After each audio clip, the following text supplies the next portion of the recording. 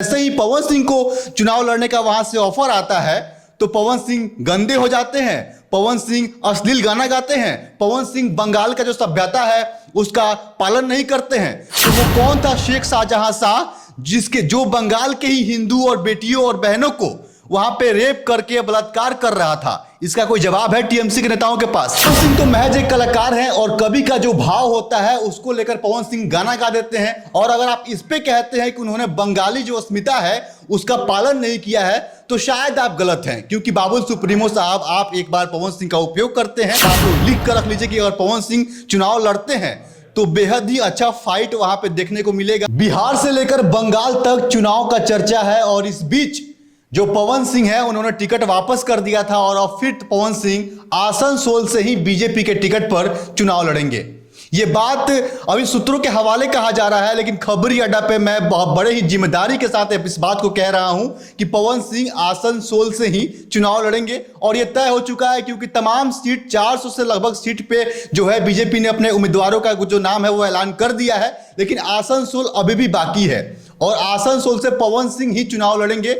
ये बात आप देखिए, अगर आप पवन सिंह का अगर ट्विटर हैंडल देखते हैं तो उस पर देखिए कल से पवन सिंह बाबुल सुप्रीमो जो सुप्रियो है उस पर हमलावर हो गए हैं। उनका साफ तौर पे कहना है कि अगर आप भोजपुरी के कुछ जो पोस्टर है गाने को लेकर आप हम पे अगर कटाक्ष कर रहे हैं, हमलावर हैं, तो आप शायद पूरे भोजपुरी वासी, पूरे बिहार वासी और जितने भी भोजपुरी सुनने वाले श्रोता हैं इन सभी का आप अपमान कर रहे हैं। इसके बाद पवन सिंह 2019 का वो जो रैली है उसका पोस्टर शेयर करते हैं और वीडियो शेयर करते हैं और लिखते हैं जिसमें कि बाबुल सुप्रीमो पवन सिंह को सम्मानित करते हैं। तो क्या वही बाबुल सुप्रीमो अपने चुनाव के समय पवन सिंह को एक स्टार प्रचारक की भूमिका में बुलाते हैं ताकि वो चुनाव जीत जाएं, क्योंकि वहां पे आसनसोल में भोजपुरी सुनने वाला और भोजपुरी जानने वाला और भोजपुरी पसंद करने वाला और बोलने वाले की जो संख्या है वो काफी भारी तादाद में है।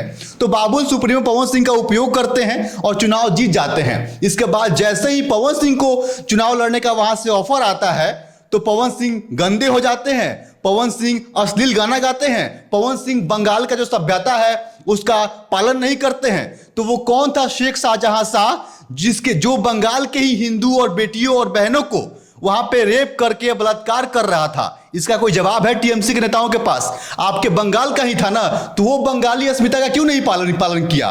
पवन सिंह तो महज एक कलाकार हैं और कवि का जो भाव होता है उसको लेकर पवन सिंह गाना गा देते हैं। और अगर आप इस पे कहते हैं कि उन्होंने बंगाली जो अस्मिता है उसका पालन नहीं किया है तो शायद आप गलत हैं, क्योंकि बाबुल सुप्रीमो साहब आप एक बार पवन सिंह का उपयोग करते हैं और टीएमसी के जो नेता हैं अभी हाल ही में ईडी के कस्टडी में है, सीबीआई के कस्टडी में है, जेल गए हैं।